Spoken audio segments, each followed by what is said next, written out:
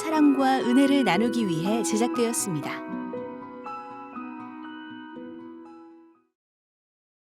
뒤에 보이는 건물은 기독교 학교인 경화여고의 강당입니다. 평일에는 아이들의 웃음소리와 달리는 소리가 들리는 체육관이라면 주일에는 찬송과 기도 소리가 들리는 성전으로 바뀐다고 합니다. 네, 그래서요 매주 장로님들과 중직자분들이 강당을 예배당으로 만들기 위해서 의자를 깔았다가 치우고 천막을 쳤다가 걷고 굳은 일들을 솔선수범하신다고 합니다. 성도들이 직접 수고해서 드린 예배라서 아마도 은혜가 더 특별하지 않을까 싶어요. 그렇습니다. 성도님들이 늘어나면 교회를 건축해야 된다고 당연히 생각을 하는데요. 그런데 오늘 찾은 교회는 강당에서 예배 드리는 것을 선택했습니다. 네. 불편하기도 하고 또 여러 가지 수고를 해야 되지만 진정한 예배는 건물에 있지 않다는 것을 보여주는 그런 교회가 아닐까 싶어요. 네, 그렇습니다. 성도들이 한 사람 한 사람 진정한 성전을 지어가는 교회, 경기도 광주시에 위치한 광주 사랑의 교회와 함께하겠습니다. 1983년 소망선교교회로 시작해 진정한 부흥을 경험한 광주 사랑의 교회. 성전 건축 대신 강당 예배를 기꺼이 선택한 광주 사랑의 교회. 토요일 아침마다 성도들 스스로 이런 수고를 기쁘게 감당한다. 성도들의 이런 섬김이 바로 광주 사랑의 교회 예배의 시작인 것이다. 네, 섬기는 자세로 이렇게 다 권사님들, 집사님들, 장로님들 이렇게 나와서 하고 있는데요. 그래서 광주 사랑의 교회 목사님도 대단하시지만 성도님들이 대단한 분들이 아닌가 싶습니다. 강당을 울리는 찬양 소리, 뜨거운 영성을 추구하는 광주 사랑의 교회의 예배가 드려지는 이곳이 바로 진정한 교회가 되는 것이다. 한국 교회의 위기를 극복하기 위해 다음 세대를 키우는 광주 사랑의 교회. 배우고 달라지는 부모 학교라는 배달부 사역을 통해 부모들이 변하고 더불어 아이들이 변하는 기적을 경험하고 있다.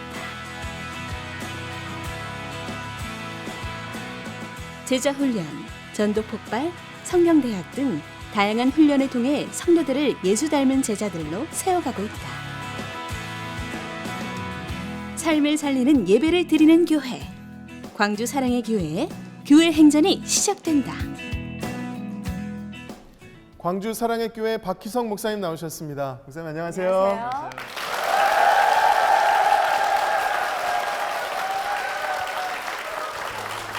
야, 박수 함성이 전균이 나오신 것 같습니다.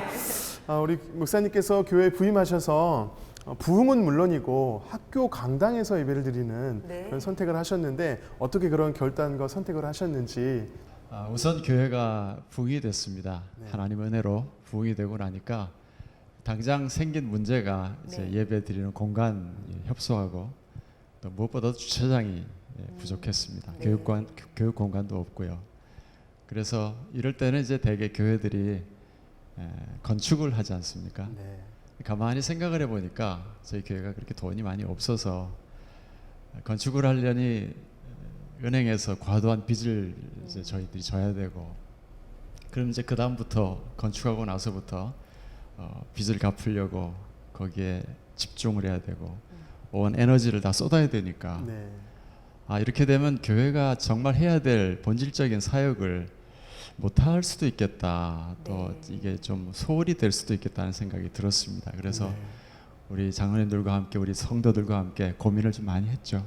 고민을 하다가 그럼 우리가 학교로 가자. 그렇게 해서 학교로 가서 우리가 건축할 돈을 학교에다 장학금으로 주고 우리가 그 건물을 사용하자. 그래서 이제 학교로 가게 됐습니다. 많은 교회가 그 강당 예배에 대한 환상이 있고 좀 이렇게 해봤으면 좋겠다는 생각이 있는데 사실 실질적으로 보면 세팅한다든지 여러 가지 어려움이 있잖아요. 어려움은 없으신지? 예, 맞습니다. 학교에서 정말 많이 배려를 해주십니다. 참 그 부분은 감사한데 우선은 학교가 강당이 아닙니다. 원래는 체육관에다가 학생들 운동도 하고 그러는 걸 저희들이 들어가면서 이제 강당으로 개조를 했습니다. 그러다 보니까 난방 시설이 잘 되어 있지 않아 가지고 굉장히 춥습니다. 겨울에 겨울에도 아침에 영하 10도는 보통 저희들이 시베리아에서 예배를 드리고 있죠. 그래서 그 학교 원래 이름이 삼성 기념관입니다. 네네. 그래서 학생들이 너무 추워가지고 삼성 냉장고라고 그렇게 부를 정도로 그 정도. 굉장히 추운 곳입니다. 그뿐만이 아니라 이제 강당이 이제 운동도 해야 되니까 또 예배 마치고 나면 저희들이 또 의자를 다 치워야 되고 다시 또 예배 드리기 위해서 또 깔아야 되고 이 일들을 뭐 매주일 반복해서 저희들이 하고 있습니다. 이 일을 이제 장로님들이 또 안수 집사님들 뭐 이분들이 솔선해서 이 일들을 지금 해 나가고 있습니다. 네. 정말. 그런 어려움이. 교인분들이 한 1,400여 명 정도 되신다고. 네. 그러면 목사님, 제가 한 가지 비전을 들었습니다. 광주 사랑의 교회 비전 중에 하나가 교인이 1,000명이 넘으면 분립해서 개척을 해서 보내신다는 그런 비전을 제가 들었는데요. 뭐 같은 맥락에서 네. 이해를 해주시면 될 것 같습니다. 교회가 비본질적인 것에 에너지를 너무 쏟지 말자. 교회가 해야 할 일이 정말 무엇이냐. 교회는 예수님 몸인데 몸으로서 생명을 살리고 또 예수님 제자를 만드는 것이 교회 원래 해야 할 일이라고 저희들은 생각했습니다. 네.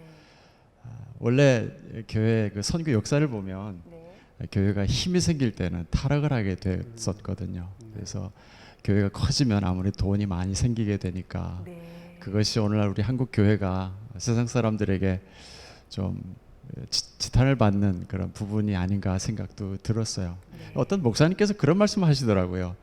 숲이 다 타고 있는데 네. 혼자 큰 나무 되면 뭐 하느냐.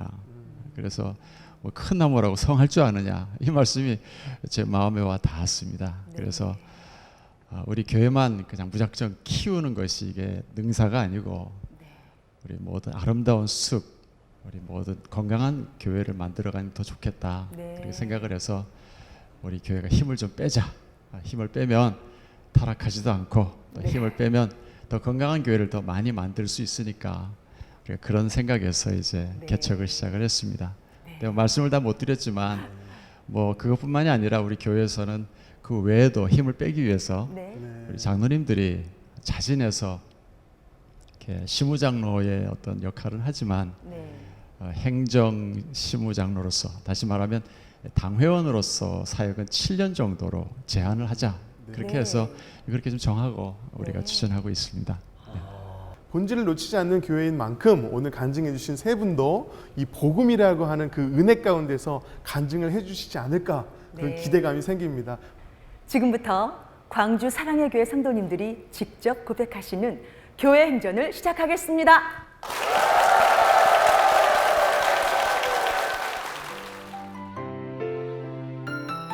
첫 번째 주인공은 사업에 어려움이 닥치고 희귀 난치병이 발병했지만 제자 훈련을 통해 흔들리지 않는 믿음으로 이겨나가고 있는 이영미 집사입니다.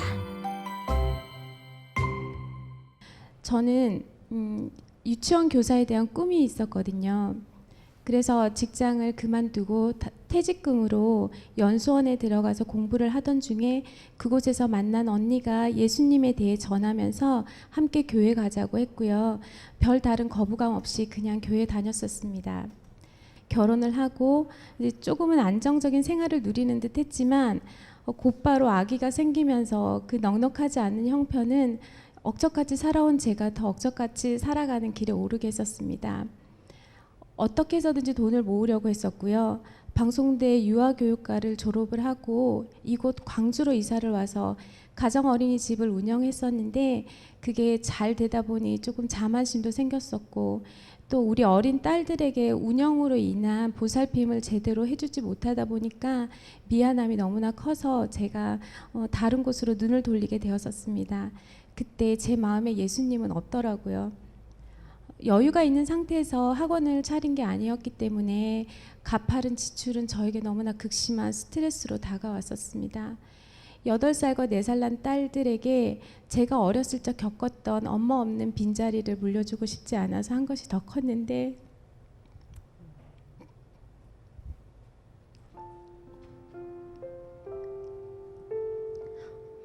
정작 그 3,000원짜리 슬리퍼 앞에서 그것이 사고 싶어서 발걸음을 떼지 못하는 아이들의 손을 꼭 붙잡고 집으로 돌아갈 때 가슴이 찢어지는 것 같았습니다. 현실에서는 저의 든든한 울타리가 되어주는 남편이 있어서 많은 격려와 위로를 해주었었는데 찬양을 듣지 않으면 숨을 쉴 수가 없었고요. 기도하지 않으면 너무 두려웠었습니다. 말씀을 듣지 않으면 가족들에 대한 죄책감으로 눈물이 마르질 않았었습니다. 하나님께 의지한다고 하였지만 제 의지와 방식으로 이 어려움들을 헤쳐나가려고 하다 보니까 저에게 메니엘이라는 병이 생겼었습니다. 그것으로 인해 직장을 과감하게 그만두었는데요. 이게 계기가 되어서 저는 광주 사랑의 교회 여러 예배와 훈련 프로그램에 참여를 하게 되었었습니다. 저는 남편과 함께 훈련을 받았었는데 힘든 것도 있었지만 동역자로서 서로 기도하게 하고 어려움들 가운데 하나님 더욱 의지하고 붙들게 했었습니다. 과제물을 수행하는 것은 우리 자녀들에게 신앙의 유산을 물려주는 본보기가 되기도 하셨었고요. 그렇게 제자훈련 수료식 이후에 다시 제 건강에 이상이 발견이 되고 2개월 후에는 목과 갑상선에 커다란 혹이 발견이 되었었는데 두렵지는 않았습니다. 하지만 왠지 모를 슬픔이 저를 짓눌렀습니다. 살짝 정신이 혼미한 상태에서 혼자 조직 검사를 하기 위해 찾아간 병원에 누워 있는데 천정을 바라봤더니 이사야서 41장 10절 말씀이 있더라고요. 두려워하지 말라 내가 너와 함께함이라 놀라지 말라 나는 내 하나님이 됨이라 내가 너를 굳세게 하리라 참으로 너를 도우리라는 말씀이었습니다. 제가 이 어려움을 헤쳐나가는 것이 아니라 하나님께서 이 어려움들을 헤쳐나가게 하시고 저와 함께 하신다는 사실을 너무나 감격스러워서 눈물을 멈출 수가 없었습니다. 임파선 결핵이라는 진단을 받고 1년 동안 약을 복용을 해야 하는데 건강이 너무 좋지 못하다 보니 약 부작용으로 인해서 극심한 통증이 곧바로 찾아왔습니다. 그 당시 고난주간 특별 새벽 기도회가 있었는데요. 이 기도회에 갈 수 있게 해달라고 하나님을 붙들며 기도를 했는데 예수님이 받으신 고난에 비해서 제가 받는 이 통증들은 아무것도 아니라는 생각이 들더니 감사하게도 이른 아침에는 통증이 조금은 잦아들어서 새벽 기도회에도 매일 나올 수 있었고 또 일상적으로 드리던 이 평범한 예배의 생활이 저에게 얼마나 소중하고 귀한 것인지를 깨닫게 되었었습니다.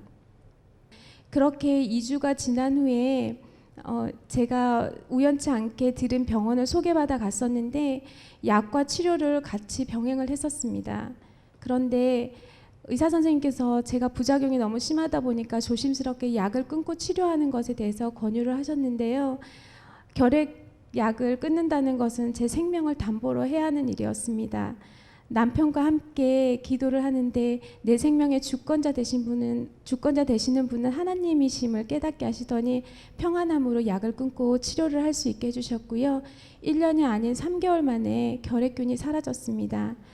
네, 면역력이 좀 약하다 보니까 다시 다른 곳에 비슷한 통증이 시작되어서 지금 치료를 받고 있는 상태인데요. 저는 두렵지 않습니다.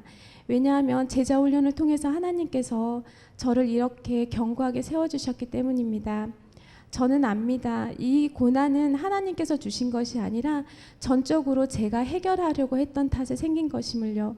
그럼에도 불구하고 하나님은 조금은 늦었지만 하나님 붙들고 하나님 뜻대로 닮아가기를 애쓰는 제 삶에 세밀하게 역사하셔서 선하게 이끌어 주셨습니다.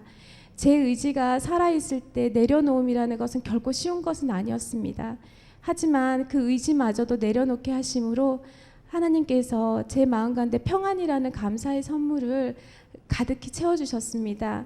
그렇게 평안한 삶을 살 수 있도록 해주시고 어제보다 오늘 더 닮아가도록 하셔서 쓰임받게 해주심에 감사를 드립니다. 감사합니다. 네.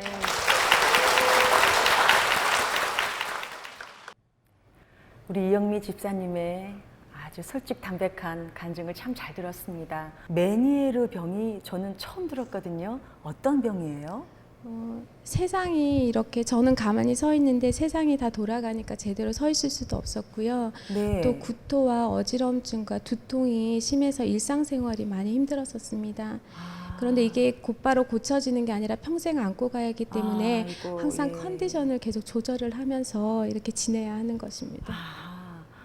본인도 힘들었겠지만 아내를 간호하고 옆에서 지켜봐주는 남편도 아마 못지않게 힘드셨을 것 같아요. 우리 남편 되시는 차희상 집사님 모셔보겠습니다.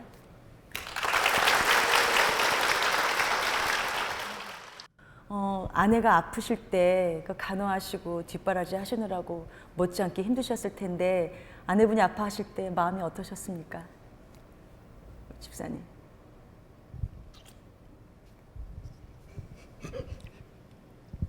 네. 뭐 어떻게 약을 대신 먹어줄 수도 없고 대신 아파줄 수도 없고 메니에르는 또 평생 관리를 해야 된다고 하니까 우리 남편분이 옆에서 참 많이 사랑해 주셔야 될 것 같아요. 계속 바라만 보고 계시네요. 여기저기 아픈 데가 많아서 네. 사실은 무뎌지는 그런 마음도 있긴 했지만 네. 이번에 이제 결핵 같은 경우는 조금 느낌이 다르더라고요. 아. 나이도 있고 그리고 이제 약물 때문에 이제 무기력함이나 아니면 이제 우울증도 같이 올 수 있는 그런 상황이어서 네. 굉장히 조금 힘들어하는 그런 상황이었는데 하나님께 기도했던 것은 하나님 하나님 제 아내에게 하나님께서 더 쓰실 일이 있으시다면 네. 하나님께서 계획하시고 그 쓰실 만큼 건강을 회복해 주시고 몸을 회복해 주시면 하나님 앞에 그 일들을 순종하면서 나아가겠다라고 네. 그렇게 기도했고요. 네. 그 기도들에 대한 응답을 받은 것 같아서 네, 참 감사하게 지내고 있습니다. 예. 든든하시겠어요. 집사님. 집사님, 힘들 때 그 위로가 되었던 찬양곡이 있다면? 네, 왜 나만 겪는 고난이냐고라는 그 가사에 보면 그 고난의 뒤편에 있는 주님이 주실 축복을 미리 보면서 감사하라는 찬양이었는데요. 네. 힘들 때 그 찬양을 부를 때마다 제가 잃은 것보다 얻은 게 더 많다는 그 감사함에 예. 견딜 수가 있었었거든요. 야, 우리 집사님 너무 말씀 예쁘시다. 우리 다 같이 주님 손잡고 일어서세요. 같이 힘차게 외쳐보겠습니다. 왜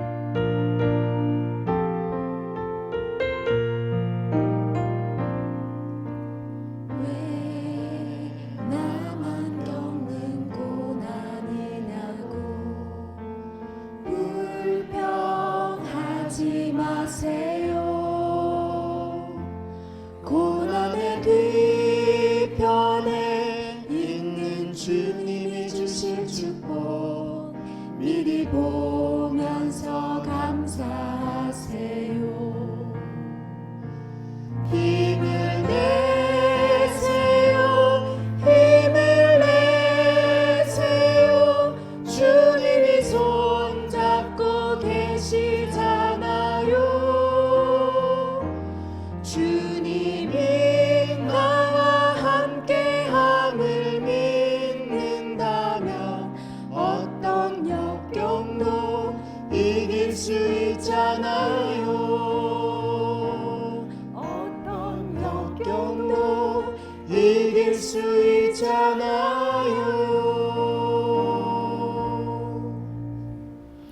여러분, 어떤 역경도 이길 수 있죠? 우리 두 분께 박수 부탁드립니다.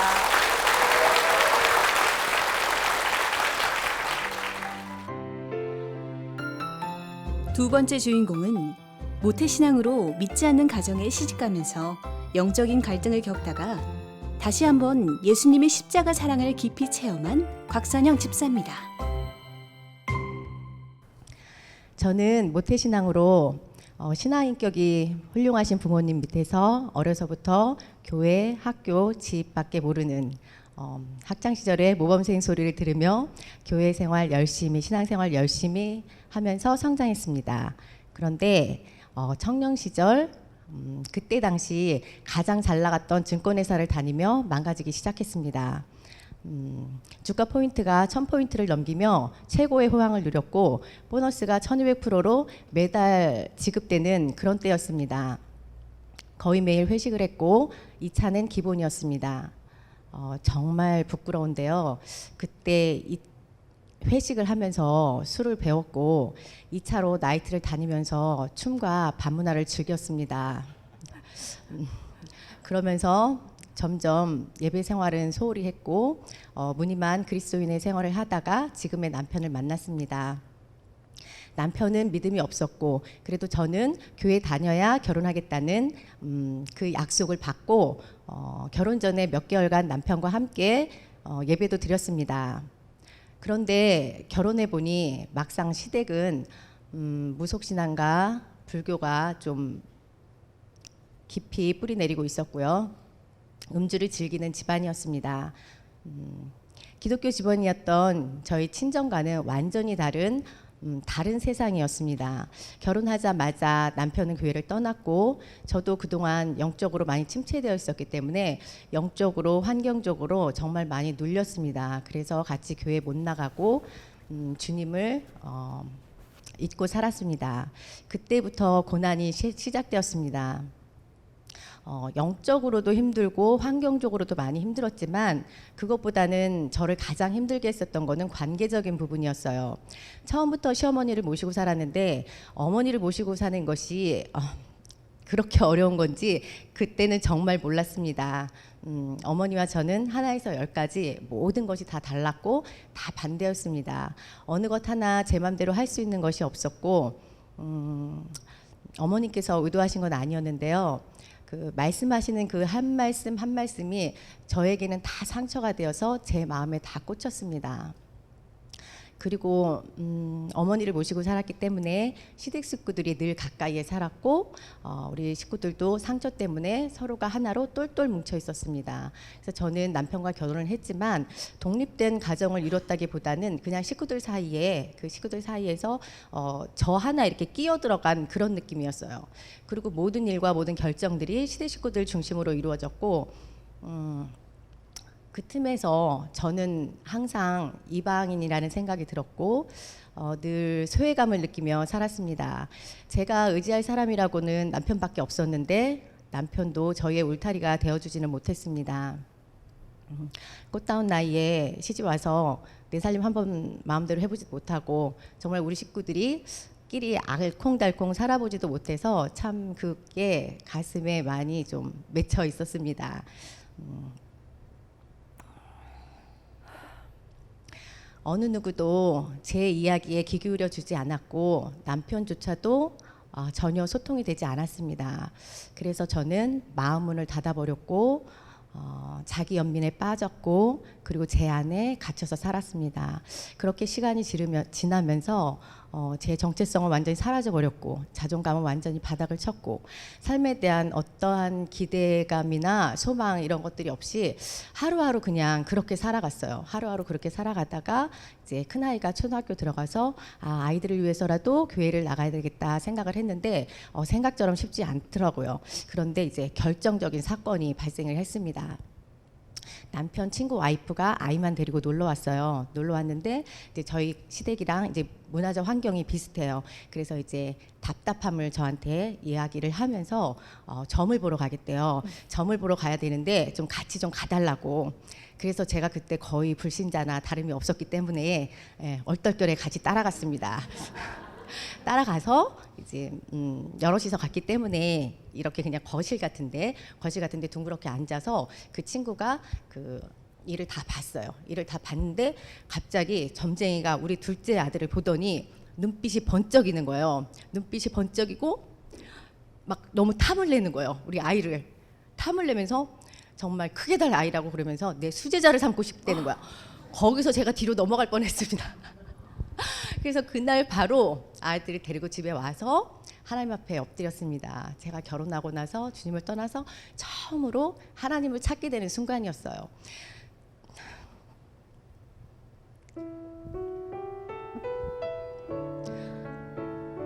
하나님, 정말 잘못했어요.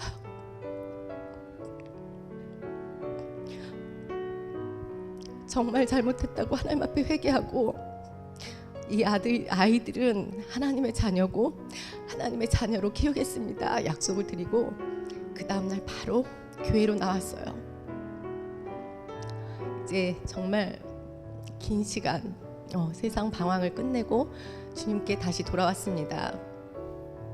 어느 날 예배를 드리는데 다시 돌아온 저를 따뜻하게 안아주시는 그 아버지의 품을 느낄 수가 있었어요. 제가 바로 돌아온 탕자였습니다. 눈물이 왈칵 쏟아졌고 그날부터는 눈물 없이는 예배를 드릴 수가 없었어요.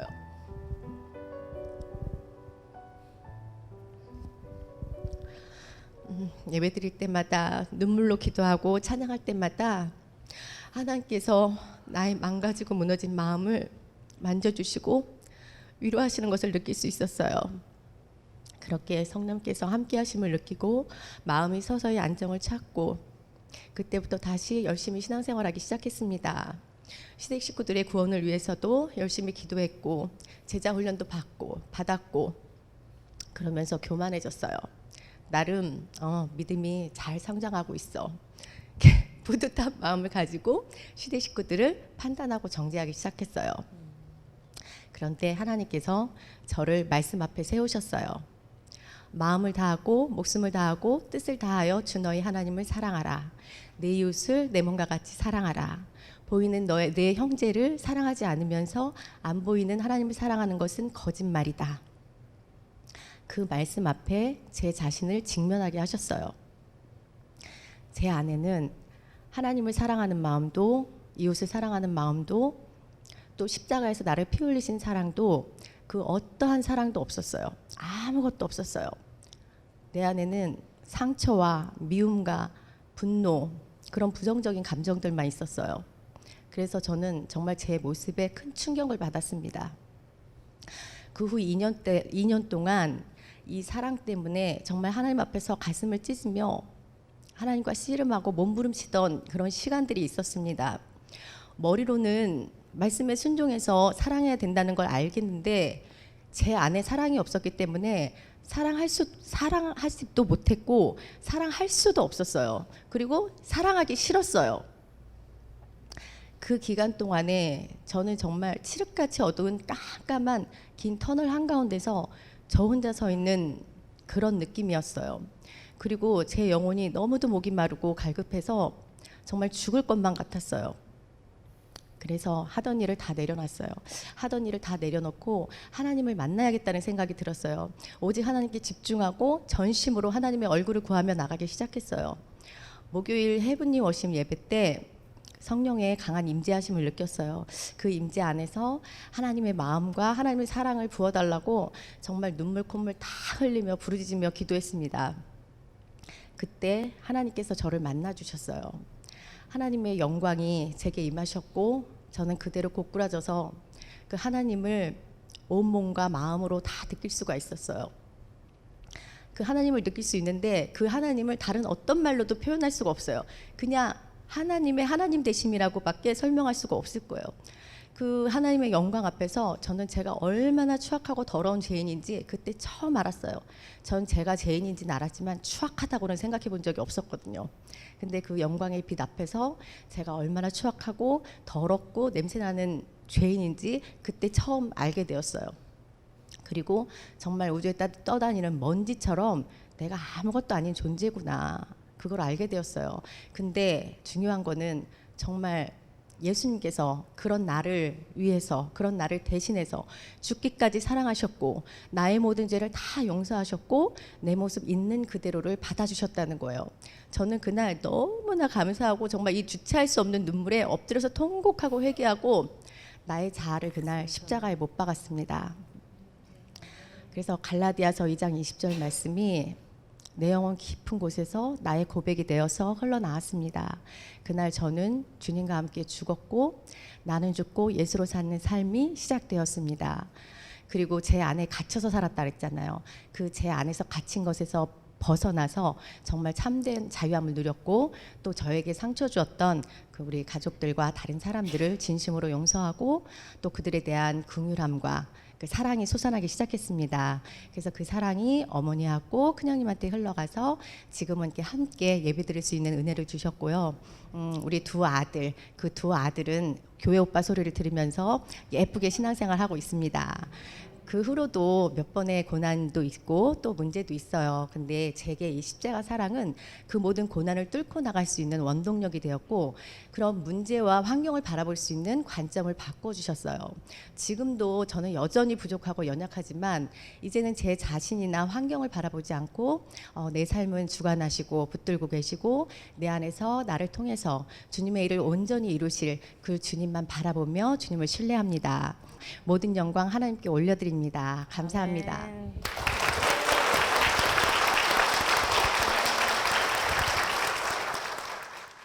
네, 아버지의 품과 같은 은혜 그리고 십자가의 그 사랑을 고백해 주신 곽선영 집사님의 귀한 간증 우리가 함께 나눴습니다. 집사님, 아까 고백하시면서 불신자와 다름없는 그런 시기가 있다고 말씀하셨는데 그 시기에 불신자 남편을 만나는 그런 모험을 하셨어요.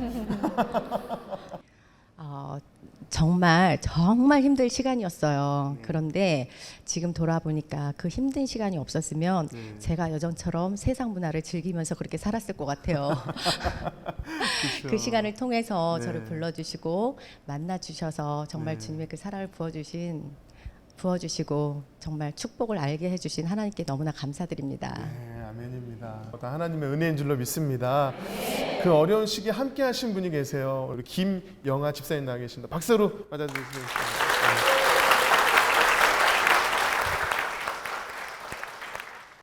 네, 집사님 간증 들으시면서 기도 많이 하셨던 그때가 떠오르셨을 것 같은데 어떠셨어요?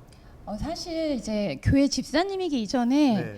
정말 교회가 아니라 그 동네 언니였고, 네. 그래서 사실 지극히 인간적인 모습으로 저에게 실망을 주신 적도 있지만 네, 뭐 반문나도 네, 아시고 그럼요. 그렇죠? 네, 저도 네. 느꼈기 때문에 네, 그런데 네. 중요한 것은 그거더라고요.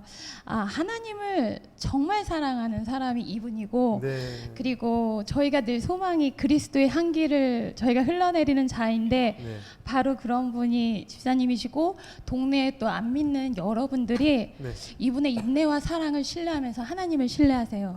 네. 이분 보면 하나님 네네. 살아계시는구나. 그래서 동네에서 이제 10년 동안 이 힘듦을 다 봤잖아요. 네네.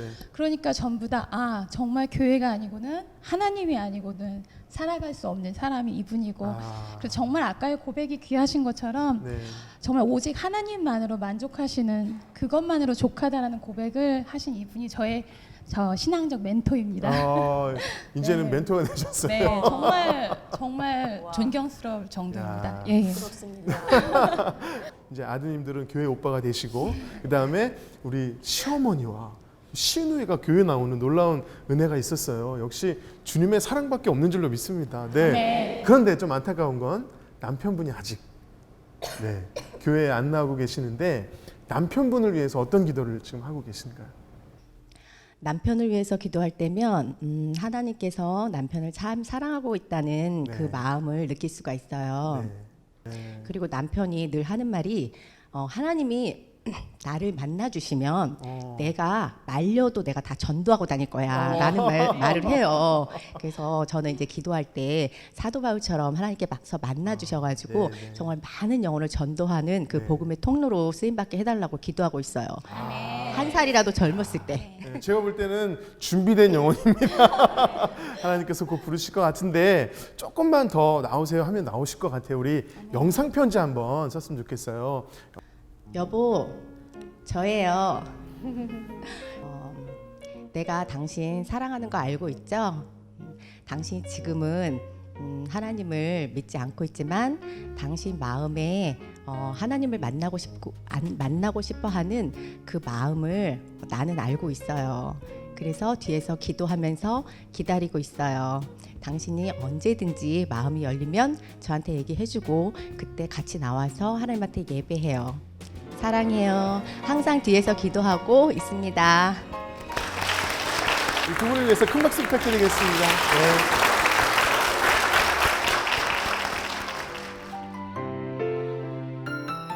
세 번째 주인공은 목회자 자녀라는 가면을 쓰고 살다가 갑자기 찾아온 병마와 싸우면서 예배의 소중함을 깨닫고 진정한 자아를 찾게 된 정은영 집사입니다. 저는 칠갑산 자락에 있는 청량군에서 태어났습니다. 네, 의외이시죠? 네. 저희 부모님께서 목회 사역을 하셨거든요. 그곳이 첫 임지셨습니다. 저는 맏딸로 태어났습니다. 제가 인격적으로 하나님을 만난 것은 고등학교 2학년 교회 수련회 때예요. 충만한 은혜 가운데 제가 감히 하나님께 서원을 했습니다. 목회자의 딸이었기 때문에 목사가 된다거나 사모가 된다거나 이런 거는 제가 감히 감당할 수 없사오니 주여 혹시라도 그 마음이 있으시다면 거두어 주시옵고 저는 그냥 조신하게 부모님의 사역을 돕겠습니다. 그래서 제가 일명 제가 지은 건데요. 땜빵 전문 사역자라고 해서 빈자리 사역에 힘썼습니다. 올겐 반주도 하고 피아노 반주도 하고요. 제가 제일 잘했던 것은 40일 작정 새벽 기도의 반주였습니다. 네, 그때 했던 그 하나님과의 약속과 헌신이 지금의 저를 있게 하지 않았나 싶어서 너무나 감사합니다. 평탄하고 안전하기만 했던 제 신앙생활에도 위기가 있었습니다. 주의 종으로 40년 동안 헌신하셨던 아버지에게 병마와 싸우는 상황이 되셨고요. 그 즈음에 저 역시도 암을 진단받았습니다. 아버지께서는 섬기시던 교회에서 감사하게도 원로 목사로 추대를 해주셔서 요양병원에 입원하셨고 저는 피조머리를 차고 아버지에게 병문안에 가는 또 그런 상황이 되었습니다. 이해할 수 없는 상황 속에서도 하나님을 원망하기보다는 이 가운데 또 하나님의 뜻이 있겠지 그런 위로함을 주셨어요. 제가 수술하기 바로 전날 가까운 교회에 나가서 찬양을 드리는데 제가 사실은 찬양 사역자로 또 열심히 선교 사역도 하고 그랬었거든요. 근데 그동안 느꼈던 그 찬양 사역의 느낌하고는 또 다르더라고요. 성가대에서 찬양을 드리는데 저는 회중석에서 환자복을 입고 있었는데요. 그 상황에서 제가 너무나 목청을 높여서 찬양하고 있는 저를 봤습니다. 그 찬양 가사 하나하나가 절절하게 제 영혼에 와 닿았고요. 너무나 감사하고 하나님께서 인도하여 주심 또 앞으로도 저를 소망 가운데 이끌어 주심이 너무나도 흥분이 되면서 은혜가 충만한 그런 시간이었습니다. 그런 시간들을 겪고 나니까요. 아버지의 병마 그리고 저의 암 진단 제가 수술받고 이러는 것들이 아무런 문제가 되지 않더라고요. 참 평안했습니다.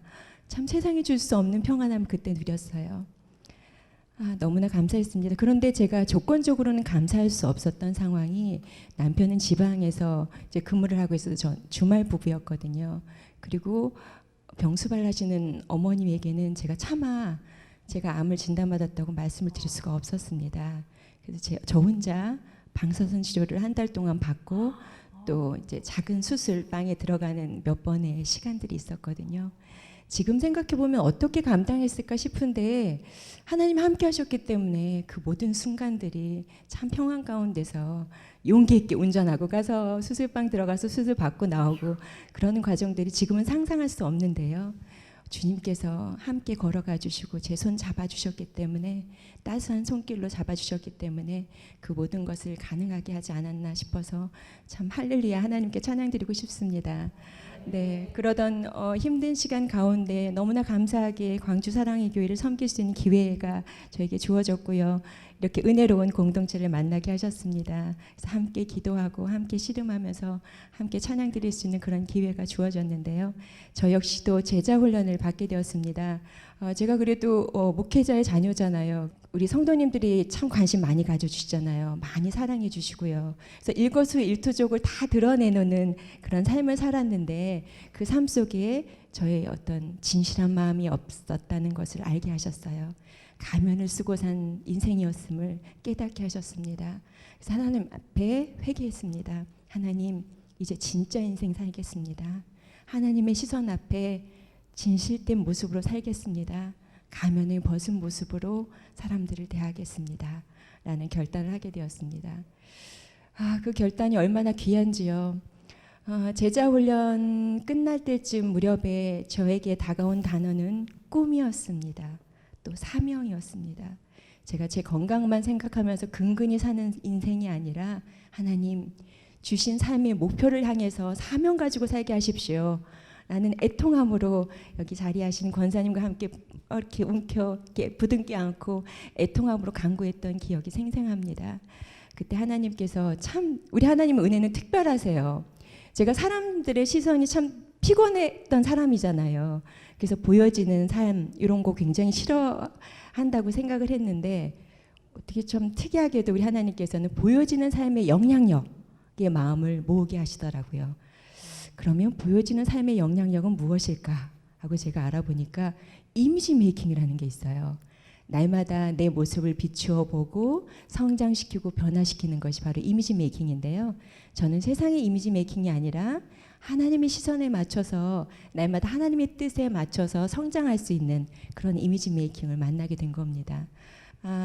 제가 참 어려운 시간도 있었고 하나님의 깊은 은혜를 누린 시간도 있었지만요. 이 모든 시간들이 하나님께서 나와 함께 걸음하여 주셨기 때문에 가능한 시간들이었고요. 저는 지금도 하나님께 약속드립니다. 제가 먼저 앞서지 않게 해주세요. 하나님 걸음에 제가 반발짝 뒤에서 순전함으로 따라가게 해주세요 라고 날마다 고백하는 삶을 살려고 노력하고 있습니다. 네, 짧게 여러분들에게 간증이라고 소개를 드렸지만 여러분들보다 너무나 부끄러운 삶의 모습입니다만 앞으로 더 성장할 수 있는 가능성을 가진 모습이기 때문에 하나님이 깊이 사랑해 주실 줄로 믿습니다. 아멘. 하나님 사랑합니다. 아멘. 직업이 지금 강사이신데 이미지 메이킹을 하신다고요. 네. 제가 아까 받아 적었어요. 보여지는 삶의 영향력. 너무나 좋은 의미예요. 보여지는 삶의 영향력. 혹시 저희 두 사람 표정도 좀 살피셨어요? 그럼요, 살폈습니다. 저한테는 네. 어떤 게 느껴지시나요? 예, 역시 하나님의 사랑이 흐르는 표정이세요. 네, 진짜요? 제가 모니터로 미리 확인을 했는데 모니터로 보는 것보다 훨씬 아름다우시고요. 예, 긍정의 눈으로 저희 바라봐 주시고 또 수용해 주시는 그런 모습을 통해서 하나님의 사랑을 느낄 수 있었습니다. 온전하십니다. 네. 우리 목사님은 네, 뭐 말할 게 뭐가 있겠습니까? 네, 네, 두 분 다 훌륭한 이미지를 가지고 계십니다. 네. 저를 왜 넘어가세요? 그러면 집사님 하나님의 형상을 담는 이미지 메이킹이 있어요?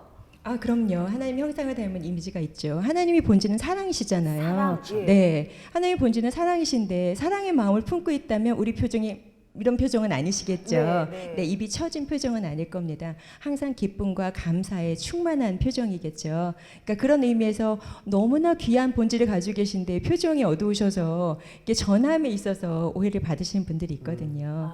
그래서 웃는 얼굴, 감사 충만한 그런 웃는 얼굴이 참 중요하지 않을까라는 생각을 합니다. 그게 하나님의 형상을 닮은 이미지 메이킹이다. 예, 잘 알겠습니다. 항상 웃겠습니다. 예. 사람들 많이 웃으시는데 너무 보기 좋아요, 네. 그렇죠? 우리 큰 박수 부탁드리겠습니다. 와. 네.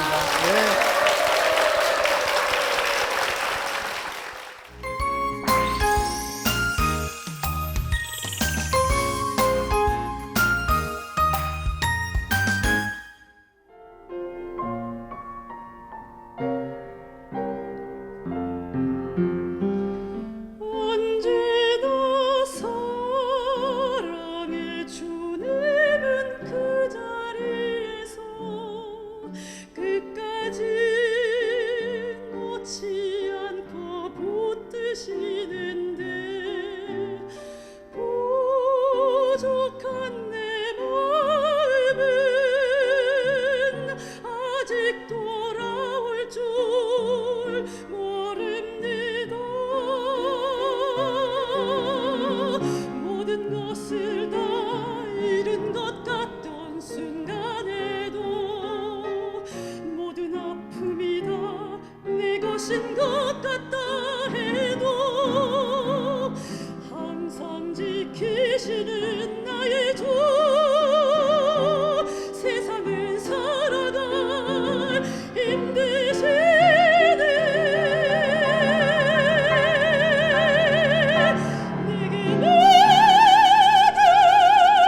주소서 내 연약한 마음 돌보소서 한없는 주님의 사랑 알게 하소서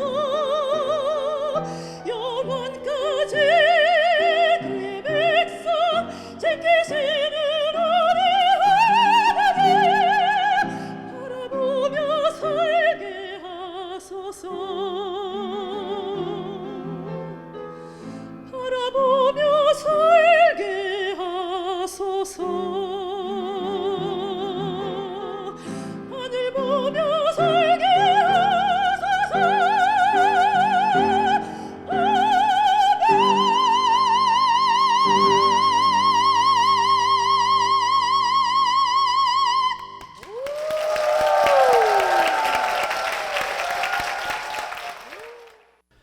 광주 사랑의 교회에서 우리가 함께 간증을 나눴는데요. 네.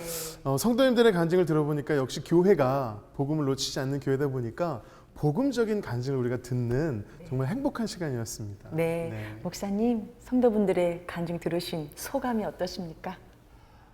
너무 기쁩니다. 사실 기뻐요. 어저께 제가 문자를 보냈어요. 우리 간증하시는 분들한테 네. 내일 쫄지 말라고. 예. 근데 그 기우였다는 것을 오늘 네. 알게 됐고요. 늘 제가 느끼는 생각이지만 평신도들이 목사보다도 더 낫지 않나 하는 생각이 좀 들어요. 영성적인 면에서나 또 목사가 누리는 그 이상의 그 은혜를 누리고 있다는 모습에 네. 제가 다시 한번 감동을 받았습니다. 네. 예. 우리 목사님께서는 광주 사랑의 교회 성도님들이 예수님 닮은 삶을 살았으면 좋겠다 이런 마음으로 열심히 훈련시키시는 걸로 알고 있는데 성경 공부 외에도 다음 세대를 세우는 네. 그런 사역들을 하신다고 들었어요. 네. 뭐 우리가 지금 뉴스를 통해서 듣는 대로 이제는 자연적인 인구 감소가 일어나고 있다지 않습니까? 그렇다면 뭐 당연히 교인도 줄 수밖에 없다는 것이고요 앞으로. 그리고 제가 목회를 하면서 글쎄요 뭐 조심스러운 얘기입니다만은 옛날처럼 부모님들이 그 자녀들의 그 신앙 성장에 대해서 그렇게 그냥 좀 애타는 마음들이 좀 약하신 것 같아요. 그래서 좀 믿음의 계승이 좀 이루어지면 참 좋겠는데 저 같으면 어릴 때 교회를 안 나가면 몽둥이를 들으셨거든. 그렇죠. 근데 요즘 몽둥이 들면 집 나가버립니다. 그래서 그럴 수도 없는 상황이니까 야 이거 어떻게 해야 되는가. 앞으로 우리 한국 교회 전망이 참 이렇게 밝지는 않지 않습니까? 그래서 이건 뭐 우리가 선택의 여지가 없다. 무조건 다음 세대에 대해서 우리가 관심을 가지고 또 거기에 우리의 사역을 좀 더 집중해야 되겠다는 생각을 했습니다. 네. 그래서 저 부모님을 먼저 좀 훈련을 시키자. 네. 어쨌든 뭐 맞습니다. 교회에서 아이들을 붙들고 있는 시간은 제한적이고 한 분밖에 아니잖아요. 그리고 요즘 아이들은 또 그 선생님 얼굴을 따지더라고요. 그러니까 참 그 옛날식 그 교육 방법 가지고는 네. 아이들을 붙잡아 놓을 수가 없습니다. 예. 저희 교회도 사실 지금까지 얼굴로 버티고 있는데 지금. 그래서 이제 부모를 교육을 시키면 부모들이 변하면 아이들도 변한다. 네. 그래서 예를 들면 사랑의 배달부 사역이라는 걸 합니다. 아. 배달부라는 말이 좀 생소하신데요. 네. 약자입니다. 배우고 달라지는 부모학교. 사랑의 배달부라고 이렇게. 예. 여러 가지 방법으로 복음을 증거하고 전하는 그런 교회라는 생각이 들어요. 우리 교회와 담임 목사님을 위해서 다시 한번 큰 박수 부탁드리겠습니다. 네.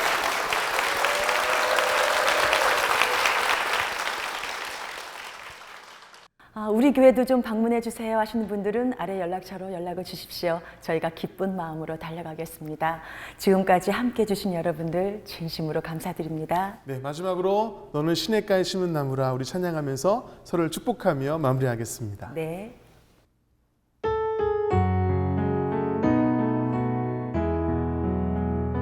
너는 시냇가에 심은 나무라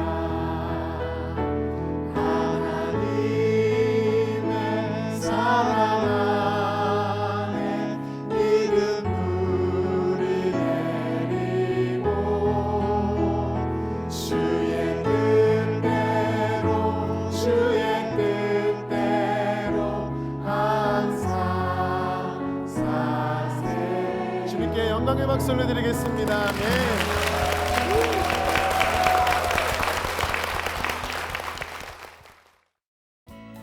이 프로그램을 보시고 영상 선교에 참여하실 분은 후원 전화 02-6333-1003번으로 전화 주세요.